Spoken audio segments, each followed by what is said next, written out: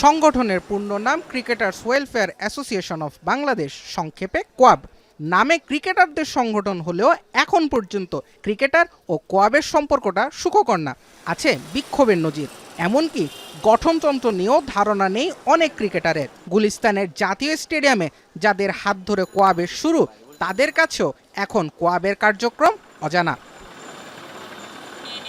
তবু বৃহস্পতিবার অনুষ্ঠেয় কোয়াবের নির্বাচন নিয়ে ক্রিকেটারদের মধ্যে প্রবল আগ্রহ। 2004 সালে প্রতিষ্ঠার পর এবারে প্রথম কোনো নির্বাচিত সভাপতি পাবেন দায়িত্ব। সবশেষ 14 বছরে প্রথমবার সভাপতি পদে আসবেন নতুন এক মুখ। নতুন নেতৃত্বের কাছে ক্রিকেটারদের চাওয়া সংগঠনটি হবে আরও বেশি ক্রিকেটার বান্ধব। প্লেয়ারদের যে জায়গাগুলোতে প্রবলেম থাকবে সেই জায়গাগুলো সর্ট আউট করার চেষ্টা করবে। যে জায়গাগুলোতে কাজ করলে প্লেয়াররা বেনিফিট হইতে পারবে এবং প্লেয়ার ফ্যাসিলিটি এনশিওর করা, যে জায়গাগুলোতে ধরেন মানে যতটুকু কোয়াপ পারবে করতে, সেই কাজগুলো যদি কোয়াপ ঠিকঠাক মতো করে, এটা আমার কাছে মনে হয় ফিউচার ক্রিকেটারদের জন্য অনেক ভালো হবে এবং এটা কোয়াবের করা উচিত এবং করবে আমি বিশ্বাস করি। শুরু থেকে কোয়াবের অংশ ছিলেন সাবেক অধিনায়ক খালেদ মাসুদ পাইলট। সামনের দিনগুলোতে কোয়াবকে সত্যিকারার্থেই ক্রিকেটারদের কল্যাণে নিবেদিত সংগঠন হিসেবে দেখতে চান তিনি।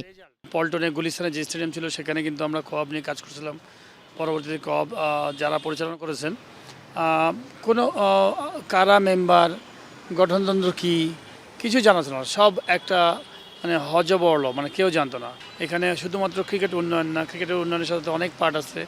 যেমন খেলোয়াড়দের অনেক প্রবলেমস থাকে, যারা হয়তো দারিদ্রতা আছে, বিভিন্ন ইনজুরিতে আছে, কি করে তাদের কাছে পাশে থাকা যায়, সামাজিকভাবে কি করে দেশের কাজে লাগা যায়। তো এইরকম প্রচুর ধরনের অ্যাক্টিভিটিস আছে যেটা আমাদের ওয়েলফেয়ার অ্যাসোসিয়েশনের মাধ্যমে অনেক কিছু করা সম্ভব জাতির জন্য, সমাজের জন্য।